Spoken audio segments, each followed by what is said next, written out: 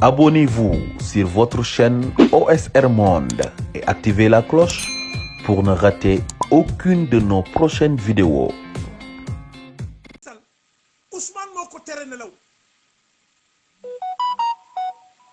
mu dëgg complot boobu mu ngi loxo mu ngi ci biir parce que il a reçu xam na Adja ñi naan way moom yëgu ko c'est pas vrai.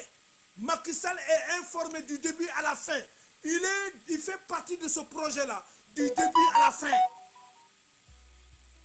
Ousmane du waxantu de Ousmane Sonko su demee ba mu ne laaj leen Macky Sall ndax xamul Adji Sarr moo tax su ma gisee plateau yi ñi naan way Macky Sall yëgul c'est pas vrai. Il est informé jusqu'à l'os parce que il est du début jusqu'à la fin de ce projet-là mu ngi ci biir seen diir kay la yàlla weer yàlla moo leen weer moo tax groupe Futurs Médias il faut ngeen def attention yàlla moo leen weer yàlla moo leen duma Macky Sall bëccëg ndar kam ñi daanu ba xalangu ci seen dossier complot boobu fan la ñu mujjee jël préfet def ko guignol préfet de Dakar guignol un guignol comme waa ji ni mu koy waxee lambar ci tali Dakar bloqué convoi bi pour yeexal Ousmane Sonko bu mu egg ci juge parce que xam nañu bu fa eggee Mamadou Seck da ko ne ñibbil parce que Mamadou Seck dafa démissionné parce que xam nañu dëgg rek moo am démissionné delloo dossier bi xam nga loolu defet léegi pour ñu mën a am beneen deuxième larron là boo xam ne moo def liggéey bu salté boobu un habitué Samba Fall alors ñu ne voilà léegi rek xaaral quoi il faut bloquer le convoi de Sonko bëgg ko jaarloo fi nga xam ne yéen da ngeen fa teg ay nervures pour bu fa jaaree ñu attaqué ko faat bakkanam mu am ci yenn seeni biir nit ñu ko woon ne ko bu fa jaar bul jaar fi ñu la bëgg a jaarloo bañal parce que ñoom ñoo fa teg ay nervures fële ci corniche bi ñu ngi lay xaar gars yi bu ñu demee nervures yi dañ leen fekk ci corniche bi ak seen i yàq ak seen i barre de fer et pourtant ay nit ñi bokk ci yenn ñoo ko téléphoné ko bu fa dem bañal préfet bi fan la mujjee su bëggul dem mu ñibbi këram ñu andi mandat d'amener un escroc comme ce préfet là musul am bëccëg da ngeen di jafuur yéen ñëpp di wax barke salaatul faatiha muy leer nañ complot bi di gën a feeñ fan la ñu mujjee enlever ko fekk jàmbur bu toog ci oto bi correctement ñu dépouiller ay garde corps GIGN dépouiller ko jël ay garde corps yóbbu découper grenade gendarme découper grenade roof ko ci ginnaaw veste garde corps Ousmane Sonko mu explosé naka la ko nit doomu aadama bu yore bakkan di ko def gaañ ak lan moo jaar loolu yow gendarme bi découpé grenade boobu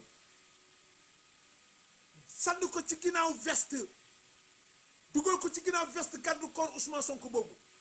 mais gendarme boobu ko def mais ki ngay toroxal noonu moo lay fay du Macky Sall citoyen boobu moo lay fay xaalisam la yow ragaluloo yàlla rusuloo yàlla ngay ragal Macky Sall ba nga jël loolu lor doomu jàmbur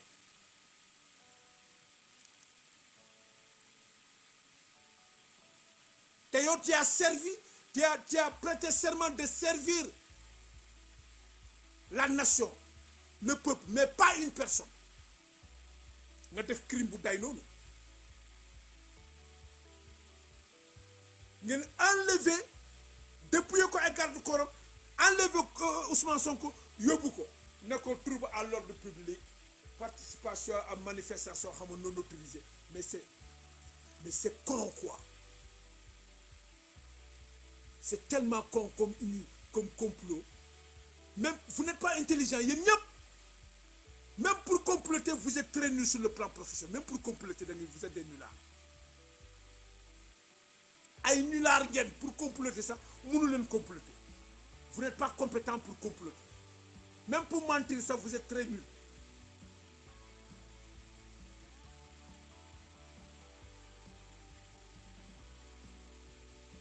jaam ak pexeem yàlla ak dogalam ngeen jël ko ngeen yóbbu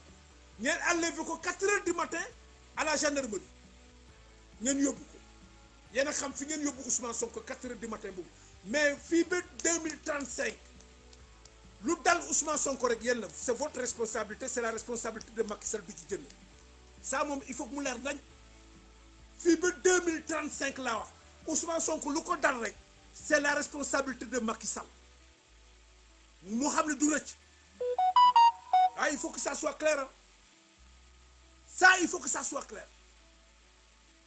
li tax ngeen jëlee ko foofu 4 heures du matin te mu war a wuyu 9 heures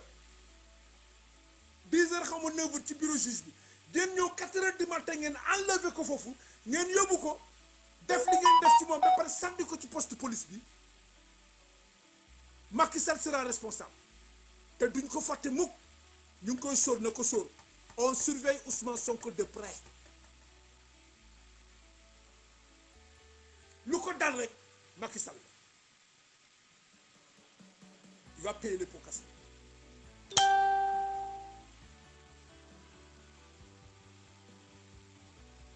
Il faut que ça soit clair partagez le jour partagez leen live bi ñoom ñu dégg ko ngeen jël ko ngeen yóbbu ko le juge Samba Fall lan la ko wax oui man xaw ma nag contrôle judiciaire amuloo droit wax ci dossier bi Ousmane Sonko ne ko dinaa ci wax je vais parler sur le dossier parce que c'est un dossier politique mais c'est une honte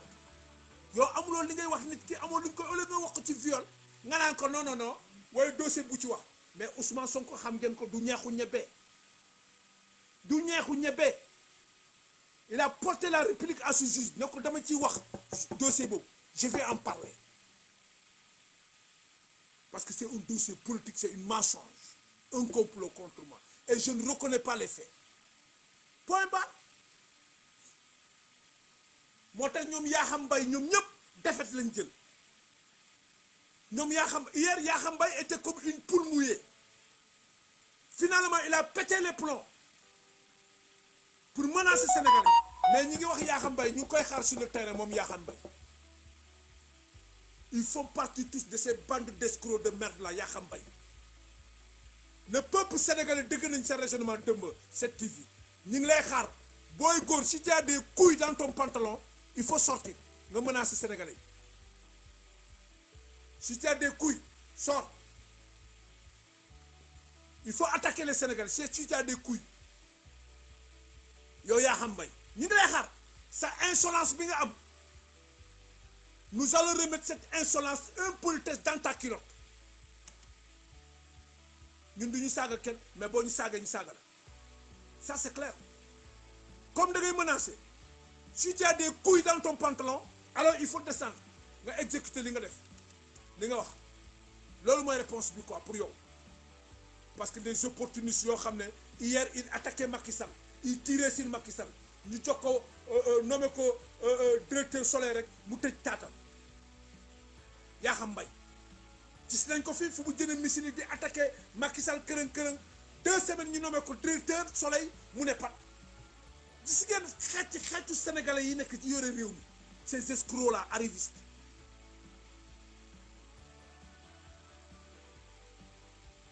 et il n'est pas journaliste de profession c'est un poison pour la presse yeah. Donc le combat continue la révolution continue la résistance continue mais yàgg nañu interpeller kilifa diine pour ñu wax kilifa diine ne pat ñi leen di interpeller ñu wax kilifa diine ne pat sexuñu ci yàbbiwuñu ci ba askan bi jóg fippu ba lii am fukki nit dee ak ñaar kilifa diine doog a jóg et pourtant nit ñi woo nañ leen wax leen ci lii di xeeñ ci réew mi baaxul bu nëbee du baax ci Sénégal kilifa diine kenn saxu ci yàbbu yu ñu ngi ne pat ñu dem ba affaire bi nëpp mu explosé ñuy doog a yónnee ay émissaires pour ñaan askan bi ñu teg suñuy marche ci suuf samedi bi mooy samedi tey askan bi ngeen bañoon a déglu askan bi doon jooy di leen woo pour ngeen wax en tant que régulateur de société askan bi amoon yaakaar ci yéen te nekk ay taalibe te ngeen yaakaar ci askan bi yaakaar ci yéen te yéen ngeen war a taxawaay yonent yàlla moo xam ne di taxaw askan boobu jaaxle woo leen wuyu leen askan bi ba askan bi jóg fippu ngeen di dogu yu ne ay ndaw ba tey askan bi jox leen cër nangul leen seen cër kon yéen kilifa diine na ngeen ci bàyyi xel ci taxawaay askan boobu ci taxawaay jeunesse boobu ngeen bàyyi xel ci comportement jeunesse boobu yàgg jooy di leen wut di sakku wàllu ngeen dumóoyu jeunesse bi dumóoyu askan bi dem ba affaire bi jaxasoo askan bi jóg fippu yan kilifa diine ci ngeen jóg di yónnee ay ndaw ci askan bi ak jeunesse bi nangul leen li ngeen bëgg kon bu subaa na ngeen takk seen digg jàkkaarloo ak Macky Sall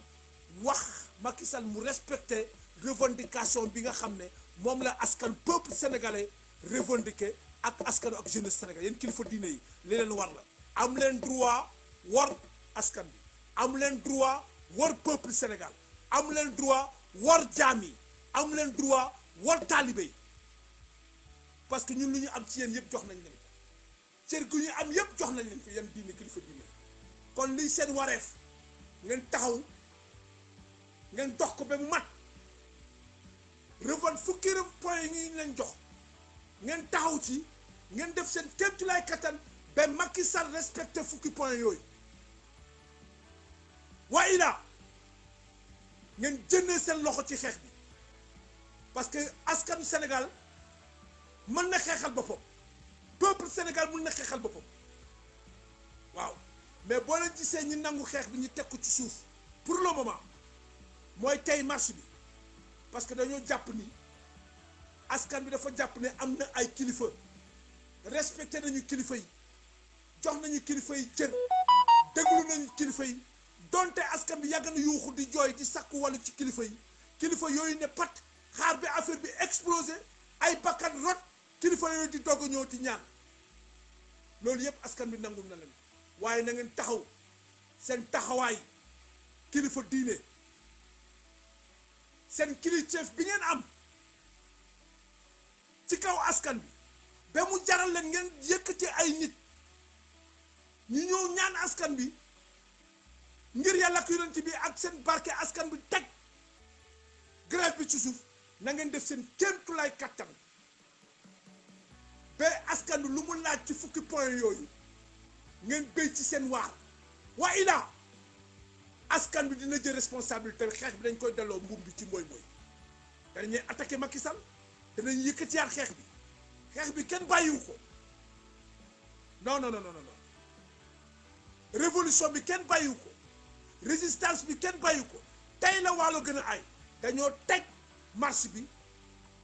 ngir kilifa yi ñooy ñaan kon na Macky Sall respecté fukki point yi ñu ko jox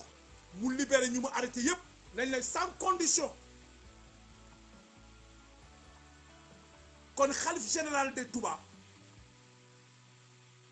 askan bi won na la ni jox nañ la cër à travers yow ñi ngi jox cër kilifa diine yépp ak église ñépp peuple bi jox na leen cër Macky Sall kay moo leen respecté wu joxu leen cër respecté wu leen tey respecté wu leen ëllëg waaye na ngeen def seen kéemtulaay kattan ba fukki poñ yu leen jox suñu mémorandum Macky Sall respecté ko mu ci luy gën a gaaw amul xaar suba amul xaar gannaaw suba amul xaar suba amul xaar gannaaw suba doomu jàmbur yi nekk ci kaso bi partout ci Sénégal nañ leen libéré ñi bi seen kër troisième mandat amu fi Macky Sall moomul Sénégal moomul constitution bi sinon xeex bi day takkarnaase rek te ñii dee nañu situer responsabilité kon yéen sëriñ si yéen nañu ñaan nangu nañu waaye nag lu ñu dul nangu mooy lu ñu dul accepté mooy yenn kilifa diine yi bu affaire bi commencé ñu ngi leen di woo ngeen bañ a wuyu ngeen dem ba mu tàng ba mu ñor xam ba mu explosé ngeen wooñu ñi nangu li ñu leen jox na ngeen ko wax Macky Sall mu respecté ko ci nu mu gën a gaaw amul xaar suba amul xaar gannaaw suba ñun nu ñu leen nangulee ci tàng-tàng bi Macky Sall na nangu loolu ci tàng-tàng bi waa ilaa dañuy jëlaat fetal yi rek xeexaat jël xeer yi xeexaat parce que suñu droit kenn du ko salfaañ Macky Sall moomul Sénégal 3e mandat du ko fi am parce que constitution bi joxu ko te élection yi na ko organiser nu mu gën a gaawee communal législatif nañ ko organiser nu mu gën a gaawee ay oui ou non c'est pas notre problème non moo fi am boobu mu dugg ci boppi Macky Sall du fi tap 3e mandat fi du fi toog kon sëriñ si jël leen seen responsabilité loolu lu leer la parce que yéen coono bi peuple bi ak talibé yi di souffrir ndaw ñi coono gi ñuy dund ñàkkum liggéey bi galère bi dem na ba ñuy wax traité ay terroriste ay mbër ay ñi xiif coono gi nga xam ne jeunesse bi ñu ngi koy dund ñàkk liggéey bi galère bi nappaaje ku ñuy nappaaje sénégalais yi ak cookoor bi ak bekkoor bi yéen kilifa diine yéen ku ci nekk sa compte mu ngi fees ay milliards seen grenier ñi ngi fees ceeb duulin amu leen problème yooyu li askan bi du dund yéen dund leen ko parce que seen Bamba marché na mais askan bi mu ngi dëkk ci coono ndaw yaa ngi dëkk ci coono amuñu xëy amuñu liggéey ñi téye leen teg leen Covid 19 bi couvre-feu bu ñàkk jom bu ñàkk fayda amul njëriñ ci Sénégalais yi tëj leen ñii mën a liggéey kenn liggéeyul ndaw yi amuñu xëy mënuñu liggéey suñu yaay yi mënuñu liggéey ngeen teg injustice boobu askan bi di yuuxu suba ngoon guddi bëccëg ñii leen di woo yéen sëriñ si ngeen ne pat rek faaloo leen si askan bi kon yéen sëriñ si affaire bi daf leen bett parce que yaakaar leen ni Sénégalais yi danañ egsi fii mais Sénégalais yi mën nañu lu raw lii Sénégalais sañ nañu lu raw lii parce que c'est le sauve qui peut dund ak dee la damay xeex pour dund kii daf ma bëgg a faagagal may xeex pour ma raw ma rëcc boo ci dee baakaar amu ci ka la bëgg a rey soo ko reyee baakaar amu ci kon yéen sëriñ si xam ngeen loolu Macky Sall dafa bëgg a faagagal askan bi duñ ko nangu de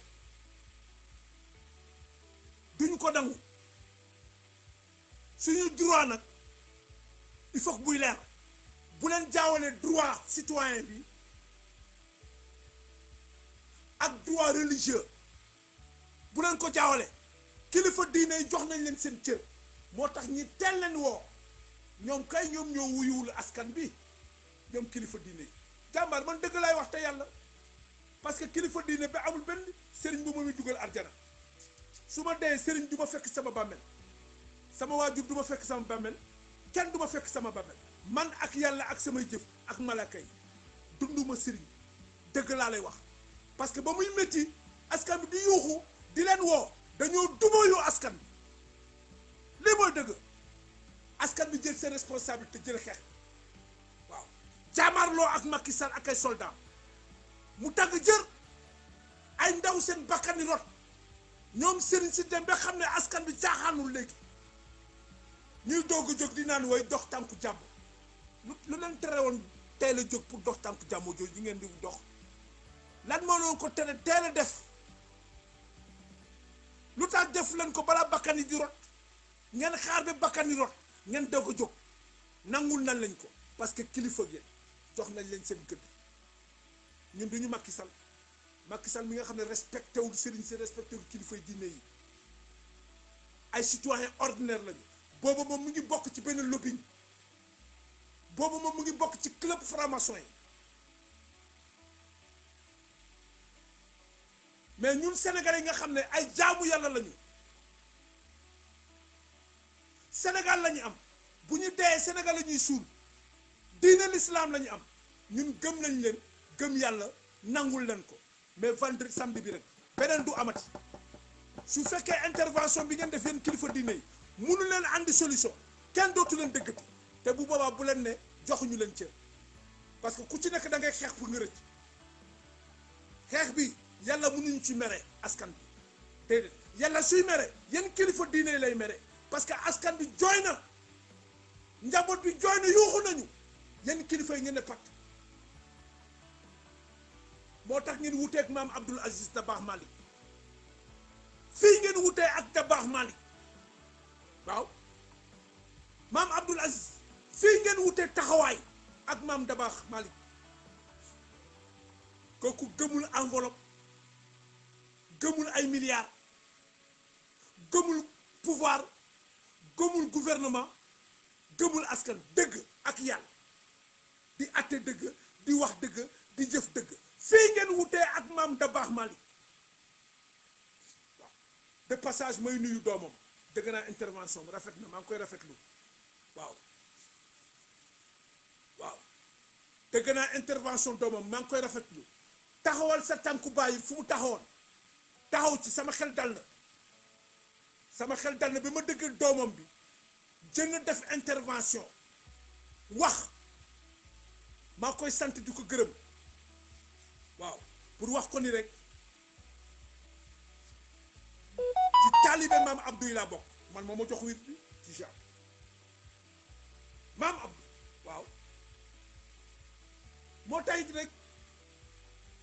moo tifli fii moo tax mënuma lu dul wax dëgg duma fen duma tricher tifli fii ci nopp bi def tuur bi jox ma wit bi barke Nabil Moustapha dee rek da dëgg rek kon yéen kilifa yi taxaw leen seen taxawaay ñaan ngeen ni nangu nañ jox nañ leen cër waaye nag ñaan bi dafa am lu mu àndal mooy ñun suñu revendication na ngeen taxaw ba Macky Sall rek la ko ci tàng bi amul xaar suba amul guddi na libéré gars yi ñi dem jënd ñëpp lu ñu ko am mu respecté ko amul troisième mandat te alal réew mi nañu arrêté di ko saax-saaxee arrêté suuf suñuy saax-saaxee loolu fukki point yëpp na ko respecté su ko respecté wul ñu taal dëkk xeex ak moom rek taal dëkk bi xeex ak moom rek moo fi nekk parce que Macky Sall violence la xam Macky Sall xamul masla Macky Sall xamul naxante Macky Sall violence rek la xam boo gisee sorti Macky Sall bu mu fi toog 2012 ba léegi respecté wul Sénégalais yi joxul cër Sénégalais yi buy tontu Sénégalais buy wax ak Sénégalais yi da koy wax ci benn ton boo xam ne ton bu insolence bu arrogant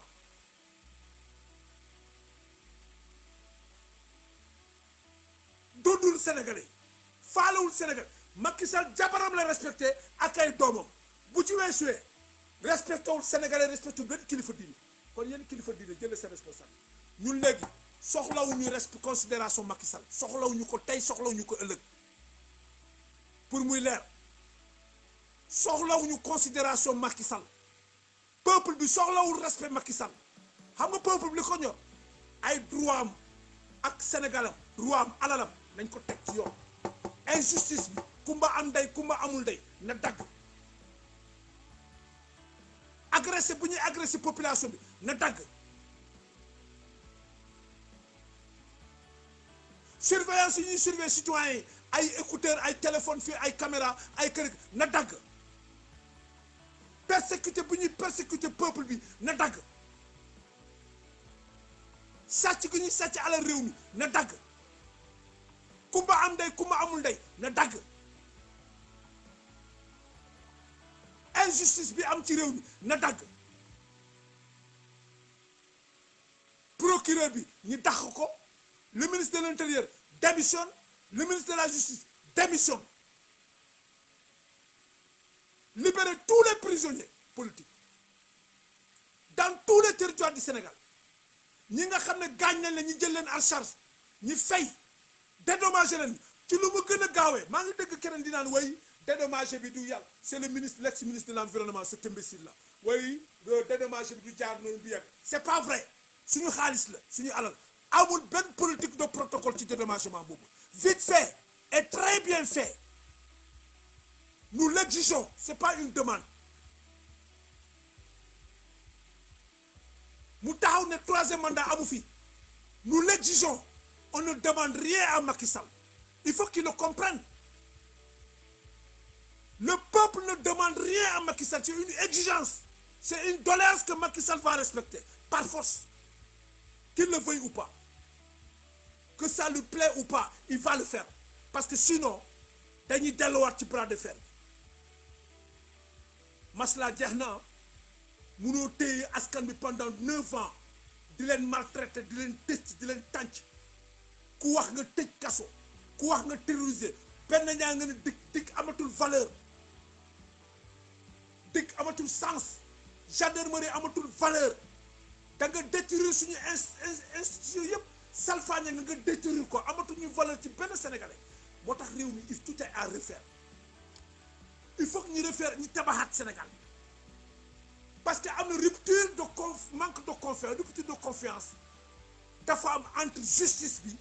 ak peuple Sénégal guleet régime andi ko mooy Macky Sall say nit bu ñu fotee nga jël ber doomu jàmbur yi bu ñu fotee nga dóor ber say doom di dóor doomu jàmbur say nit ñi ngi ni sàcc alal réew mi ñaata milliards la gars yi détourné fi combien de milliards Macky Sall ñaata combien de milliards xaalisu sénégalais la say gouvernement say nit sàcc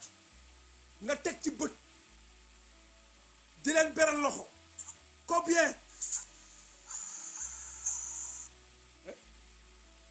pour mi ngi ni mi ngi ni gars yi détourné xaalis bi mi ngi ni ñu bëri nañu 500 millions Omar Anne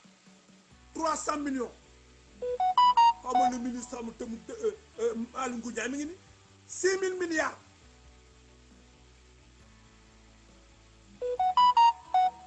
6000 milliards Aliou Sall Mamour Diallo 94 milliards l'ex-directeur poste 108 milliards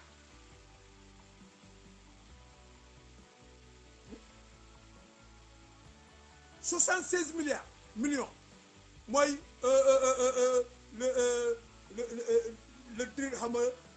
xam nga comment de retraité là comment il s'appelle là te muy def lobbying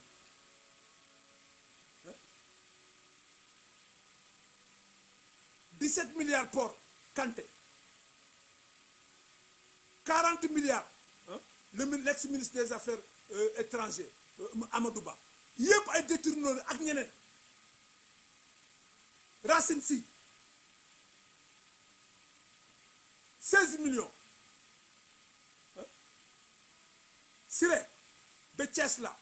l'ex-directeur du poste 108 milliards Mamor Prodac 29 milliards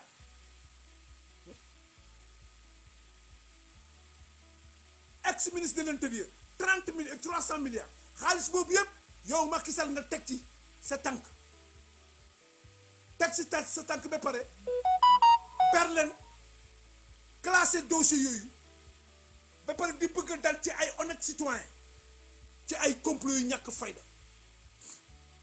yow sa doom mi ngi ni Aliou Sall mi ngi investir Dubaï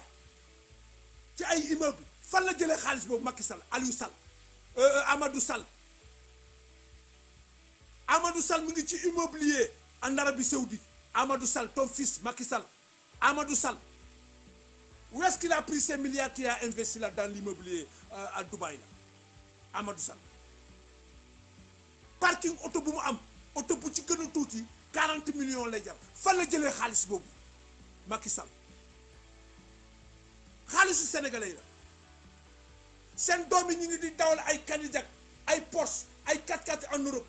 dëkk dans des cités les quartiers les plus luxe de l'Europe fan lañ jëlee xaalis boobu yow mi nga xam ne locataire nga woon barki démb te 50 000 francs nga doon fay mënuloo ko fay fan ngeen jëlee al boobu yépp alalu sénégalais la et vous dites que les sénégalais ne vont pas parler on va parler da ngeen di fay wala ngeen jàkkaarloo askan révolution bi day dem et ñi ngi taxaw deen xaaral tous les poursuites la ngeen levé ko na sëriñ si taxaw de parce que fi mu ne nii sénégalais ragaltuñu dee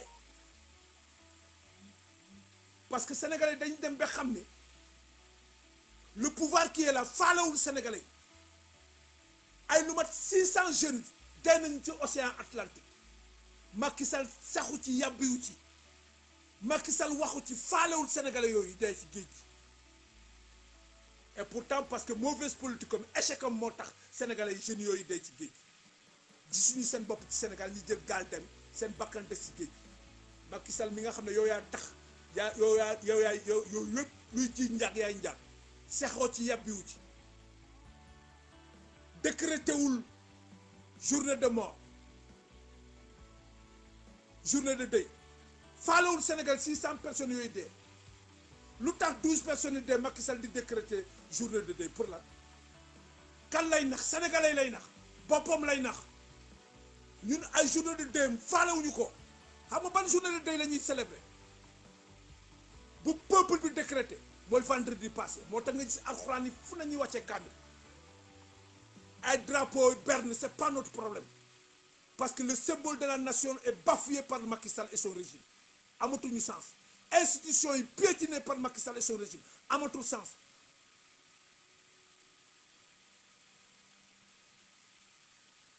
six cent jeunes yi dee ci océan Atlantique 12 jeunes tués par Macky Sall muy décréter journée de deuil national c'est insulter les Sénégalais c'est insulter le peuple sénégalais c'est une façon de dire le peuple sénégalais que je ne vous respecte pas je ne vous considère pas vous n'êtes pas des êtres humains vous ne comptez pas pour moi je m'en fous de vous que 1000 Sénégalais jeunes meurent c'est pas mon problème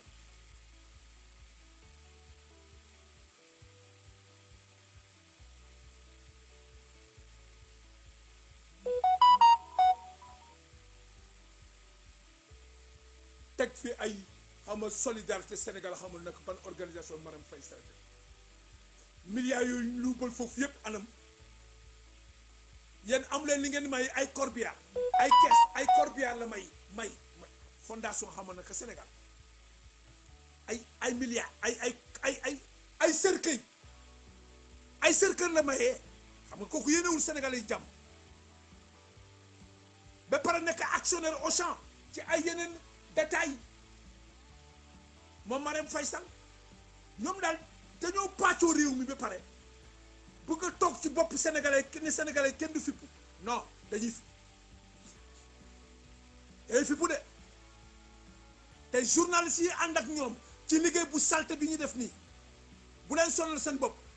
ñun ñu ngi ak suñu organe de presse télé ci poste ñu ngi fi dañuy wax muy dem ay millions de sénégalais ñu ñuy déglu monde tey xeex bi xam Sénégal organe de presse africain yépp ñu ngi koy wax même européen sur le plan international ay Jazeera mais mënu leen nëbb fen bi toutes les organisations des chaînes de communication du monde entier ñu ngi koy wax ñu ngi koy relater te fu ñu wax rek condamné Macky Sall muy injustice bu ngand mais on vous attend vous allez libérer tous ces Sénégalais là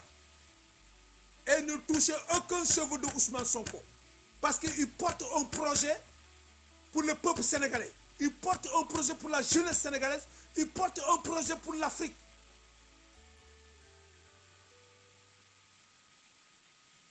nous serons des sentinelles nous allons continuer à être des chiens de garde de Sonko comme l'a dit cette presse de merde de Youssou Ndour là l'Obs cette presse escroc là nous serons toujours là nous allons continuer à être des chiens de garde de Sonko parce que tout simplement il porte l'espoir de tout un peuple de toute une jeunesse sénégalaise et africaine il fait partie de la jeunesse, de la jeune leader, des jeunes leaders qui font peur à l'Occident. Ça c'est clair. kooku duñ ko caaxane ay bakkan ñooy rot Macky Sall ay bakkan ñooy rot barke Nabil Moustapha les gens vont mourir pour défendre Ousmane Sonko parce qu'il porte le projet du peuple sénégalais, de la jeunesse abandonnée sénégalaise sans espoir, parce que cette personne redonne l'espoir à la jeunesse et au peuple sénégalais, mais à la jeunesse africaine et le continent africain. Nous allons mourir pour lui. Son weddee rek revient à la charge. xam nga yàgg naa la ko wax gëmuloo revenez à demal nga ngeen buwaat comme yaa xam lu mu wax yaa xam mu ne dañ leen ngàdd dañ leen pes da ngeen am sens seen baat yi la ñuy dagg cette fois-ci demal nga ñëw et nous lançons un avertissement à l'armée sénégalaise. Il faut que ça soit clair. La vocation de l'armée sénégalaise, c'est pas de tirer sur la population. La vocation de l'armée sénégalaise, c'est pas assassiner le peuple sénégalais. La vocation de l'armée sénégalaise, c'est assurer la sécurité du peuple sénégalais et de l'intégrité territoriale. Si on est agressé de l'extérieur, ça c'est le travail de l'armée sénégalaise. Qui dit armée sénégalaise parle de l'armée et les autres corps et de la gendarmerie. La police a intérêt à arrêter parce que sinon fa ñu jëm Sénégalais bu nekk boo mënee am fetal di nga ko am parce que foofu la ñuy bañ egg ak ñoom oui finalement day nekk États-Unis quoi ku ci nekk da ngay wuti arme pour te défendre. foofu la ñu bañ a egg ak Sénégalais moo tax kilifa diine yi yéen ñëw ñaan na ngeen dox seen dox bu waar ba mu mat si loolu rek la ñu am lu leen di wax ñaan bi ngeen ñi ñaan ñi nangu fexe leen ngeen def seen kéemtulaay kattan yéen itamit ngeen taxaw ba ñun suñu mémorandum bu ñu leen jox ngeen respecté ko Macky Sall respecté ko loolu rek mooy andi jàmm de sinon dañuy delloowaat xeex bi parce que bu boobaa duñu déglu yéen kilifa yi duñu leen déglu. parce que coono bi ñuy dund yéen doo leen ko dund nañu waxante dëgg te yàlla tax tey kër goo dugg fukki waxambaane ak juróom kenn xëy borom kër gi retraité na bu ñu taalee añ du ñu taal reer bu ñu taalee reer du ñu taal añ du ñu ndekki ay ponkalu waxaar bu góor ñooy yeewu ci kër gi seen yaay feebar ñu war ko faj mënuñu ko faj jigéen ñi ñooy sonn ci kër yi dépense ñoom la borom kër yi bëri day nañu ngir coono boobu quoi paa yi dañu liggéey seen avenir yëpp retraité war a noppalu ñuy continuer di daw ba dee Macky Sall moo leen rey il faut mu leeral il faut ngeen xam nguur ngeen mesurer dégâts yi nguur gi def jigéen ñi 4 heures du matin la ñu yeewu di xeex ci géej gi Macky Sall jaay na géej gi jeunes yi mënatuñu am jën suñu yaay yi liggéey ci tefes bi mënatuñu am jën jaay na lépp pour 1 milliard par an 1 milliard lu ñàkk fayda loo xam ne sénégalais yi bu ñu sëkkatee sax mu taxaw jox ko Union européenne Macky Sall jaay suñu port jël ko jox ko Bolloré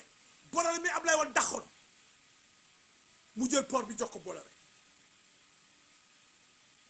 armée française dax ko Ablaye Wade dax armée française Macky Sall delloo si armée française jël Sonatel jox ko français conseil d'administration Sonatel français ñu ngi fa am 4 sièges Sénégal am 3 sièges lu français yi wax ñu am ñaata milliards la Sonatel di def bénéfice plus de 350 milliards par an xaalis boobu bénéfice la ñu lay wax de bénéfice fan la jëm France